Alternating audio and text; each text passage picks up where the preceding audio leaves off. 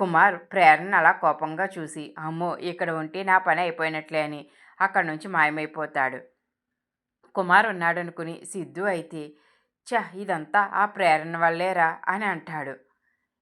ఎరా ఏమైపోయావు, మాట్లాడడం లేదు అంటూ వెనక్కి తిరిగేసరికి సిద్ధు వెనక ప్రేరణ చాలా కోపంగా, ఏంటి ఇదంతా నా వల్లనే జరిగిందా? దీనంతటికీ కారణం నువ్వే. ఇదంతా నీ వల్లనే జరిగింది. ఆ రోజు నువ్వు మనకు పెళ్ళి అయిందన్న విషయం చెప్పకపోయి అంటే ఈరోజు ఇలాంటి పరిస్థితి వచ్చేది కాదు కదా అని అంటే, అమ్మా తల్లి ఆపమ్మా, నేనేదో అలా అనేశానంతే. ఇంతలో సాహితి వచ్చి, ప్రేరణ గారు మమ్మీ మిమ్మల్ని పిలుస్తుందా అంటూ ప్రేరణ తీసుకువెళ్ళిపోతుంది. సిద్ధు అయితే అమ్మయ్య ఇప్పుడు బతికిపోయాను అని అనుకుంటాడు. మరోవైపు మినిస్టర్తోని జయకృష్ణతోని విజయానంద్ బయట గార్డెన్లో మాట్లాడుతూ ఉంటాడు. ఏదో బిజినెస్ డీల్ అన్నారు కదా, చెప్పండి అని జయకృష్ణ అడిగితే మినిస్టర్ కూడా, అవును విజయానంద్, ఏంటి ఆ డీల్ ఏంటి చెప్పు అని అంటే, సార్ చెప్తాను. ఈ బిజినెస్కి మీ సపోర్ట్ నాకు ఉండాలి. మినిస్టర్గా మీరు సపోర్ట్ చేయాలి. అలాగే డీసీపీ గారు మీరు కూడా నాకు సపోర్ట్ చేయాలి అని అంటే, జయకృష్ణ మీరు చేసే పని ప్రజలకు అటు ప్రభుత్వానికి ఎలాంటి ఇబ్బంది లేకపోతే నేను ఎప్పుడూ మీకు సపోర్ట్గానే ఉంటాను అని జయకృష్ణ అంటాడు. విజయానంద్ ఏంటి ఈ జయకృష్ణ మరీ స్ట్రిక్ట్గా ఉన్నాడు అని అనుకుంటాడు. ఇంతలో సిద్ధు బయటకు వస్తాడు. సిద్ధుని చూసి జయకృష్ణ పిలుస్తాడు. సిద్ధు జయకృష్ణ వాళ్ళ దగ్గరికి వస్తాడు. చెప్పండి సార్ అని అంటే, విజయానంద్తో జయకృష్ణ, సార్ మీ అబ్బాయికి సంబంధాలు ఏమీ చూడడం లేదా అని అంటే, ఎందుకు చూడడం లేదండి, బోల్డ్ సంబంధాలు వస్తున్నాయి, కోటేశ్వర్ల సంబంధాలే వస్తున్నాయి. కానీ మా అబ్బాయికంటూ ఒక గోల్ ఉంది, అది తను పూర్తి చేసే వరకు పెళ్లి చేసుకోనని చెప్పాడు. అందుకని ఇక మేము ఇప్పుడు సిద్ధు పెళ్లి విషయం పక్కన పెట్టాము. ఇక తన గోల్ తను నెరవేర్చుకున్న తర్వాత తనకి ఓ మంచి సంబంధం చూసి పెళ్లి చేస్తాము అని అంటాడు. మంజు అయితే జ్యూస్ తీసుకుని ఇక మినిస్టర్ వాళ్ళకి ఇవ్వడానికి వస్తుంటే ప్రేరణ మంజు దగ్గర, ఆంటీ ఆ జ్యూస్ ఇటు ఇవ్వండి, నేను తీసుకువెళ్తాను. ఇంతకీ ఈ జ్యూస్ ఎవరికి ఇవ్వాలి? అయినా మీరు ఇవ్వడం ఏమిటి అంటే, ఇక్కడ ఎవరూ కనిపించలేదమ్మా, అందుకనే నేను తీసుకువెళ్తున్నాను అని మంజు అంటే, మీరు అలా కూర్చోండి ఆంటీ, ఈరోజు మీరు బర్త్డే బేబీ కదా, ఏ పనులు చేయకూడదు, నాకు చెప్పండి నేను ఇచ్చేస్తాను, ఎవరికి ఇవ్వమంటారు అని అడుగుతుంది. బయట మినిస్టర్ గారు డీసీపీ గారు ఉన్నారు, వెళ్ళి ఇచ్చి అమ్మా అని అంటుంది. ఏంటి డీసీపీ ఉన్నారా, అనవసరంగా బుక్ అయిపోయాను అంటూ ప్రేరణ ఇక ఆ జ్యూసులు పట్టుకుని బయటకు వస్తుంది. సార్ జ్యూసు అని అంటే, అక్కడ పెట్టమ్మా అని విజయానంద్ అంటాడు. ఇక ప్రేరణ జ్యూసులు అక్కడ పెట్టేసి అక్కడే నిలబడుతుంది. ఇక సిద్ధు ప్రేరణను చూసి జయకృష్ణ అయితే విజయానంద్తో, విజయానంద్ గారు సిద్ధు ఎవరినైనా ప్రేమించి పెళ్లి చేసుకుంటే మీరు ఏం చేస్తారు అని అంటే, ఏంటి సార్ మీరేం మాట్లాడుతున్నారు, మా సిద్ధు వాళ్ళ అమ్మకి చెప్పకుండా ఏ పని చేయడు, ఇంకా పెళ్ళి ఏం చేసుకుంటాడు? అవునవును మీరు చెప్పింది కూడా నిజమే, వాళ్ళకంటూ ఓ లక్ష్యం ఉంది కదా, ఆ లక్ష్యం పూర్తయిన తర్వాతే ఇక సిద్ధు పెళ్ళి గురించి ఆలోచిస్తాడు అని జయకృష్ణ అంటాడు. అవును సిద్ధు, నువ్వు ఇంత పెద్ద బిజినెస్ మ్యాన్ అబ్బాయి కదా, ఎప్పుడూ నాకు ఆ విషయం చెప్పలేదే అని అంటే, సిద్ధుకు అలాంటివన్నీ ఇష్టం ఉండండి, తన కాళ్ళ మీద నిలబడాలని కేఫ్ ప్రారంభించాడు. అవునవును అంత చిన్న కేఫ్ నడుపుతున్నప్పుడే తన వ్యక్తిత్వం ఏంటో నాకు బాగా అర్థమైంది, తన కాళ్ళ మీద తను నిలబడాలని తను ఎంతగానో కష్టపడుతున్నాడు. బాగుందయ్యా సిద్ధు, నువ్వు జీవితంలో సక్సెస్ కావాలి అని అంటాడు. ఇక సిద్ధు అక్కడి నుంచి సైలెంట్గా వెళ్ళిపోతాడు. ప్రేరణ కూడా వెళ్ళిపోతుంది.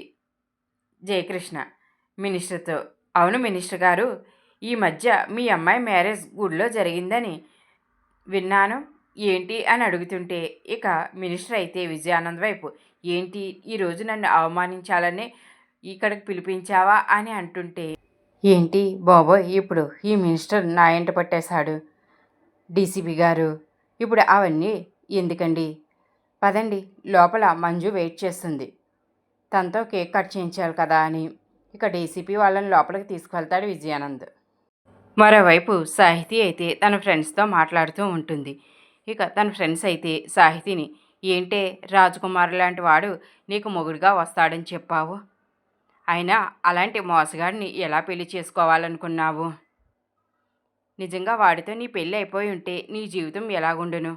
మోసగాడిని ఇక నీ కొంగుకు కట్టుకుని తిరిగేదానివా అని మాట్లాడుతూ ఉంటే సాహితి చాలా బాధపడిపోతుంది. మంజు అక్కడే ఉన్న తన కూతురు బాధను చూసి మంజు కూడా చాలా బాధపడుతుంది. ఇక ప్రేరణ అయితే సాహితి ఫ్రెండ్స్ దగ్గరికి వచ్చి, మీకు అసలు బుద్ధుందా, మీరు ఫ్రెండ్సేనా, తన బాధలో ఉంటే ఓదార్చాల్సింది పోయి ఇంకా మాటలు అంటున్నారా, అయినా అలాంటి నీచుడి నుంచి తన పెళ్ళి తప్పించాం కదా, తను ఆనందంగా ఉండాలనే కదా మేము ఇదంతా చేస్తున్నాము, మీరు ఇలా మాట్లాడడం ఏమీ కరెక్ట్ కాదు, అసలు మీకు సంస్కారం ఉందా, అయినా మీరేం ఫ్రెండ్స్ అని చెప్పుకోవడానికే మీరు అవమానంగా ఉన్నారు అని అంటుంటే, సారీ అండి, క్షమించండి అని అంటుంటే, మీరు క్షమాపణ అడగాల్సింది నన్ను కాదు సాహితిని అని ప్రేరణ చెప్తుంది. సారీ సాహితి అని తన ఫ్రెండ్స్ అంటారు. ఇక అది చూసి మంజు అయితే, చాలా థ్యాంక్స్ అమ్మా ప్రేరణ, నువ్వు వీళ్ళకి బాగా అర్థమయ్యేలా చెప్పావు, సాహితి కోసం నువ్వు ఎంతగా ఆలోచిస్తున్నావు అని ఇక ప్రేరణను మెచ్చుకుని నుదుటి మీద ముద్దు పెట్టుకుంటుంది. అదంతా జయకృష్ణ చూస్తాడు. ప్రేరణ గొప్పతనాన్ని జయకృష్ణ కూడా మెచ్చుకుంటాడు. సిద్ధు అయితే ప్రేరణ సాహితి గురించి అంతగా ఆలోచిస్తున్నందుకు చాలా ఆనందపడిపోతాడు. జయకృష్ణ సిద్ధు ప్రేరణని రూమ్లోకి పిలిచి, ఏంటి మీరు అసలు నిజంగా భార్యాభర్తలేనా అని అంటే సిద్ధు ప్రేరణ చాలా టెన్షన్ పడిపోతారు. సిద్ధు అయితే, ఏంటి ఈ డీసీపీకి ఎలాంటి డౌట్ వచ్చింది, అంతా బాగానే మేనేజ్ చేశాం కదా అని అనుకుంటాడు. ఏంటయ్యా ఏం మాట్లాడరేంటి, నిజంగా భార్యాభర్తలేనా, పెళ్లి చేసుకున్నారా అంటే, అదేంటి సార్ ఆ డౌట్ మీకెందుకు వచ్చింది అని అంటే, మీరు నిజం చెప్పండి అని అంటే ఇక సిద్ధు ప్రేరణ ఒకరి మొహాలు ఒకరు చూసుకుంటారు. ప్రేరణ, ఇక నా వల్ల కాదు, నిజం చెప్పేస్తాను అని నిజం చెప్పేబోతుంటే సిద్ధు ప్రేరణ ఆపుతాడు. సార్ మేము నిజంగా భార్యాభర్తలమే అని అంటాడు. అవునయ్యా మీరు నిజంగా భార్యాభర్తలే, నేనేదో అడిగానంతే, నాకు అర్థమయ్యింది, మీరు మీ పెద్దవాళ్ళకి తెలిస్తే ఈ పెళ్ళికి ఒప్పుకోరని, నువ్వు గొప్పింటి అబ్బాయివి, ఈ ప్రేరణ పేదింటి అమ్మాయి, మిమ్మల్ని వీళ్ళు స్నేహితులుగానే చూస్తారు తప్ప భార్యాభర్తలుగా చూడరు, అందుకనే కదా మీరిద్దరూ మీ లక్ష్యం పూర్తయ్యే వరకు భార్యాభర్తలని నిజం చెప్పకూడదని అనుకున్నారు. సరేనయ్యా, నేను ఎప్పుడూ మీకు సపోర్ట్గానే ఉంటాను, మీరు ఈ నిజం బయట పెట్టే వరకు నేను ఎవరికీ చెప్పను అని అంటాడు. ఇంతలో డీసీపీకి ఫోన్ రావడంతో ఫోన్ మాట్లాడుకుంటూ బయటకు వచ్చేస్తాడు.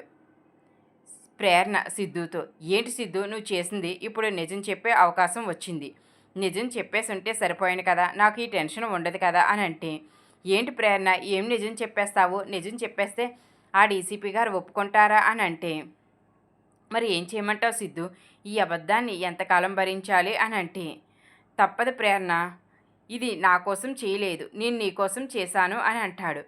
అయినా నువ్వు ఎందుకు నన్ను ఇలా మాటలు అంటున్నావు అని అంటే, నీకు అంత కష్టంగా ఉంటే నిజం చెప్పే సిద్ధు అని అంటుంది. సిద్ధు, నేను నీ గురించి ఆలోచిస్తున్నాను, అలాగే అందరి కోసం ఆలోచిస్తున్నాను, నువ్వు మాత్రం నీ కోసమే ఆలోచిస్తున్నావు, అందుకనే నిజం చెప్పేయాలని అంటున్నావు. సరే నువ్వు అన్నట్లుగా ఇప్పుడు నిజం చెప్పేస్తే ఇదేమీ జైలు కాదు కదా, ఇక్కడ అందరూ ఉన్నారు, ఆ డీసీపీ గారు ఇప్పుడు వెళ్ళి అందరి ముందు చెప్తారు, అప్పుడు మా అమ్మ ఎంత బాధపడుతుంది, ఈరోజు మా అమ్మ బర్త్డే, మా అమ్మ బాధపడడం నాకు ఇష్టం లేదు, ఆవిడ ఇది తేలికగా తీసుకోగలుగుతుందా, చాలా బాధపడుతుంది, ఒక్కసారి నువ్వే ఆలోచించు, ఇప్పుడు మనం సంతకం పెట్టిన పేపర్స్ ఆ డీసీపీ దగ్గర ఉన్నాయి, దీనివల్ల మనకు ఎలాంటి ప్రాబ్లం లేదు, మనకు ఎగ్జామ్స్ కూడా వస్తున్నాయి, నువ్వు మన చదువు మీద దృష్టి పెట్టు, అంతేకాని ఈ అనవసరమైన విషయాన్ని నువ్వు పట్టించుకోకు, నీకు నేను ఉన్నాను కదా, నీకు ఎలాంటి కష్టం రానివ్వనని మీ అమ్మగారికి మాట ఇచ్చాను, ఇక మనకు ఎలాంటి సమస్య ఉండదు, మనం మన లక్ష్యం చేరుకున్న తర్వాత ఇది పెద్ద విషయం ఏమీ కాదు, అప్పుడే దీని గురించి ఆలోచిద్దాం అని సిద్ధు ప్రేరణకు ధైర్యం చెప్తాడు. సిద్ధు తన మనసులో, ఏంటో ఈ డీసీపీ గారు అన్నీ తనకు తెలిసన్నట్లుగానే మాట్లాడుతున్నారు అని అనుకుంటాడు. ప్రేరణ కూడా సిద్ధు మాటలకు ఆలోచించి ఆంటీ బాధపడకూడదని తను కూడా సైలెంట్గా ఉండిపోతుంది. ఓ రకంగా ఆలోచిస్తే సిద్ధు చెప్పింది కూడా కరెక్టే కదా. ఇప్పుడు ఈ విషయం ఎవరికీ తెలియదు. నేను ఎందుకు అనవసరంగా భయం పెట్టుకోవడం అని ప్రేరణ అనుకుంటుంది. విజయానంద్ అందరినీ హాల్లోకి పిలుస్తాడు. అందరూ హాల్లోకి వస్తారు. మంజు ఇంక లేట్ ఎందుకు, కేక్ కట్ చేయి అని అంటే, ఒక 5 నిమిషాలు ఆగండి అని అంటే, ఏంటి మంజు ఇంకా ఎవరైనా రావాలా అని అంటే, అవును మా బాబాయ్ వస్తున్నారు అని చెబుతుంది. ఏంటి మీ బాబాయ్ అమెరికా నుంచి ఎప్పుడు వచ్చాడు? మా బాబాయ్ నిన్ననే వచ్చాడండి. ఈరోజు నా బర్త్డే అని విషెస్ చెప్పడానికి వస్తానన్నాడు. అందుకనే తన కోసం ఎదురు చూస్తున్నానని మంజు అంటుంది. సిద్ధు ఏంటమ్మా నువ్వు చెప్పేది నిజమేనా? తాతయ్య వస్తున్నారా అని అంటే, అవునరా సిద్ధు, మీ తాతయ్య ఇప్పుడు ఇండియాలోనే ఉన్నారు, వచ్చేస్తారు ఉండు అని చెప్తుంది. ఇంతలో శివనారాయణ వస్తాడు. అదిగో వచ్చేసాడు మీ బాబాయ్ అంటూ ఇక విజయానంద్, సిద్ధు, మంజు అంతా శివనారాయణకి స్వాగతం పలకడానికి వెళ్తారు. శివనారాయణని మంజు బాగున్నావా బాబాయ్ అంటే, నేను బాగానే ఉన్నానమ్మా, మీరు ఎలా ఉన్నారు అని అంటే, మేము చాలా బాగున్నాం బాబాయ్ అని అంటుంది. విజయానంద్ ఎలా ఉంది బిజినెస్ అంటే, చాలా బాగుంది మావయ్య గారు అని విజయానంద్ అంటాడు. ఏంటి బాబాయ్ నువ్వు అక్కడవే వచ్చావు, జయాను కూడా తీసుకురావచ్చు కదా, వాడిని ఎప్పుడో చిన్నప్పుడు చూశాను, వాడిని చూడాలని నాకు ఉంటుంది కదా అని అంటే, ఏంటమ్మా నీ మేనల్లుడిని పక్కనే పెట్టుకొని నేను తీసుకురాలేదంటావేంటి అంటే, ఏంటి ఇక్కడే ఉన్నాడా, ఎవరు అని అడుగుతుంది. ఏంటి నీ మేనల్లుడు ఎవరో నీకు తెలియకుండానే తనకి మీరు ఆహ్వానం పలికారా అని అంటే, ఏంటి బాబాయ్ ఏం మాట్లాడుతున్నావు నాకు అర్థం కావటం లేదు, ఎవరు నా మేనల్లుడు అని అనేసరికి శివనారాయణ జయకృష్ణ పిలుస్తాడు. తాతయ్య అంటూ జయకృష్ణ దగ్గరికి వస్తాడు. ఇక విజయానంద్, మంజు, సిద్ధు, ప్రేరణ, సాహితి అందరూ షాక్ అయిపోతారు. మంజు అయితే, ఏంటి బాబాయ్ నువ్వు చెప్పేది నిజమేనా, ఈ జయేనా డీసీపీగా వచ్చింది, తనేనా, నేను అసలు నమ్మలేకపోతున్నాను, చిన్నప్పుడు వీడు ఎక్కువ పోలీస్ అవ్వాలి అనేవాడు, ఏమండి మీరు చూసారా నిజంగానే మన జయ డీసీపీ అయ్యాడు, ఇది నేను అసలు నమ్మలేకపోతున్నాను, ఈరోజు నాకు చాలా ఆనందంగా ఉంది అని అంటే, విజయానంద్ కూడా అవునవును నేను అసలు నమ్మలేకపోతున్నాను అని అంటే, అత్తయ్య నన్ను ఆశీర్వదించండి అని జయకృష్ణ మంజు విజయానంద్ దగ్గర ఆశీర్వాదం తీసుకుంటాడు. చల్లగా ఉండు అని మంజు దీవిస్తుంది. జయ నీకు ముందే తెలుసా నేను మీ అత్తనని, మరి ఎందుకు చెప్పలేదురా అంటే, అత్త నీకు సర్ప్రైజ్ ఇద్దామని ఆగాను, తాతయ్య వచ్చే వరకు వెయిట్ చేశాను అని చెబుతాడు. విజయానంద్ ఇంకేంటి ఆలస్యం మంజు, మీ బాబాయ్ కూడా వచ్చేసారు కదా, నీ మేనల్లుడు జయకృష్ణ కూడా ఇక్కడే ఉన్నాడు కదా, ఇక కేక్ కట్ చేయి అని అంటే, శివనారాయణ ఒక్క నిమిషం మల్లుడు గారు ఆగండి అని అంటాడు. ఏంటి బాబాయ్ అని మంజు అంటే, అమ్మా మంజు నాకు సాహితీ విషయం తెలిసింది, నా మనవరాలు విషయంలో ఇలా జరిగినందుకు నాకు చాలా బాధగా ఉంది, నేను నీకు ఒక మాట చెప్పాలి అని అనుకుంటున్నాను, మాట కాదు నీ కూతురు సాహితీని నా మనవడు జయకి ఇమ్మని అడగాలని అనుకుంటున్నాను, నువ్వు నా మాట కాదనకూడదు అని అంటే మంజు, విజయానంద్ కూడా చాలా ఆనందపడిపోతారు. సిద్ధు, ప్రేరణ కూడా చాలా సంతోషిస్తారు. మావయ్య గారు మీరు అడగాల, ఇంతకన్నా ఆనందం మాకేముంది అని జయకృష్ణ అంటాడు. మీకు ఇష్టమే కదా అని జయకృష్ణని మంజుని అడిగితే, మాకు ఇష్టమే బాబాయ్, ఇక నా మేనల్లుడికి నా కూతుర్ని ఇవ్వడం అంటే నాకు అంతకన్నా ఆనందం ఏముంది అని మంజు అంటుంది. వాళ్ళిద్దరి నిర్ణయాలు తెలుసుకుని ఇప్పుడే నిశ్చితార్థం ఏర్పాట్లు చేసేద్దాం అని శివనారాయణ అంటాడు. ఏంటి ఇప్పుడా అని అంటే, సిద్ధు అవునమ్మా మన సాహితికి ఇష్టమైతే ఇప్పుడే అన్ని ఏర్పాట్లు చేసేద్దాం, నేను కుమార్ ప్రేరణ ఏర్పాట్ల సంగతి చూసుకుంటాం అని అంటాడు. జయకృష్ణని ఒరే నువ్వు నా కూతుర్ని పెళ్లి చేసుకోవడం ఇష్టమేనా అని మంజు అడిగితే, నాకు ఇష్టమే అత్తయ్య అని అంటే, నీకు జరిగిన విషయం తెలుసా అని అంటే, నాకు అంతా తెలుసు అత్తయ్య, ఆ విషయం వదిలేయండి, ఇప్పుడు సాహితీని అడగండి, సాహితీ ఒప్పుకుంటే నాకు ఇష్టమే అని జయ చెప్తాడు. సిద్ధు, ప్రేరణ కూడా సాహితీ దగ్గరికి వచ్చి, నీకు ఇష్టమేనా అని అడిగితే, మీ ఇష్టమే నా ఇష్టం అని చెప్తుంది. ఇక ఆ మాటతో మంజు, విజయానంద్ కూడా చాలా ఆనందపడిపోతారు. విజయానంద్ అయితే డీసీపీయే ఇంకా నా అల్లుడిగా వస్తున్నాడు, నాకు ఇంతకన్నా ఆనందం ఏముంది, నా కూతురి జీవితం ఆ ఘనాగాడి వల్ల ఎక్కడ నాశనం అయిపోతుందో అని చాలా టెన్షన్ పడ్డాను. కానీ నా కూతురు అదృష్టవంతురాలు. ఇక ఈ డీసీపీకి మంచి పేరు ఉంది, అలాగే చాలా ఆస్తి కూడా ఉంది. ఇక ఇంతకన్నా మంచి సంబంధం నేను తేగలనా? ఇప్పుడు సాహితి కూడా ఒప్పుకుంది, ఇప్పుడే నిశ్చితార్థాలు జరిపించేద్దాం అని చాలా ఆనందపడిపోతూ ఉంటాడు. సిద్ధు, ప్రేరణ, కుమార్, శైలజ అంతా కలిసి ఇక నిశ్చితార్థానికి అప్పటికప్పుడు అన్ని ఏర్పాట్లు చేస్తారు. శైలు, ప్రేరణ అయితే సాహితిని రెడీ చేస్తారు. విజయానంద్ పంతులకు ఫోన్ చేసి రమ్మని చెబుతాడు. సాహితి, జయకృష్ణ నిశ్చితార్థం అయితే అందరి సమక్షంలోనూ చాలా బాగా జరుగుతుంది. ప్రేరణ సిద్ధుతో, ఈరోజు సాహితి చాలా ఆనందంగా ఉంది, సాహితిని అలా చూస్తుంటే నాకు చాలా ఆనందంగా ఉంది అని అంటే, ప్రేరణ, ఇదంతా జరగడానికి నువ్వే ఒక రకంగా కారణం. ఆ రోజు సాహితి జీవితాన్ని కాపాడడానికి నీ ప్రాణాలకి లెక్క చేయలేదు. నువ్వు మా సాహితి కోసం ఎంతో చేశావు. ఇంతలో మంజు వస్తుంది. అవునమ్మా, మా సిద్ధు చెప్పింది కరెక్టే, నువ్వు సాహితి కోసం చాలా చేశావు. నేను నిన్ను తప్పుగా అర్థం చేసుకున్నా సరే, నా పెద్దరికాన్ని గౌరవిస్తూ నువ్వు నా పట్ల చాలా మర్యాదగా ప్రవర్తించావు. నిన్నిలా చూస్తుంటే నాకు చాలా ఆనందంగా ఉంది. సాహితి ఫ్రెండ్స్ అయితే, సాహితి, ఇందాక నీ గురించి నువ్వు బాధపడేలా మాట్లాడాము, కానీ నీకు నిజంగానే రాజకుమారుడు లాంటి మొగుడు వచ్చాడు అని అనేసరికి సాహితి చాలా ఆనందపడిపోతుంది. నువ్వు చాలా లక్కీ, నీ వాళ్ళు నిన్ను ఎంతో ప్రేమగా చూసుకుంటున్నారు, నువ్వు చాలా అదృష్టవంతురాలివి అని చెప్తారు. ఆ మాటలు విని మంజు, సిద్ధు, ప్రేరణ కూడా చాలా ఆనందపడిపోతారు.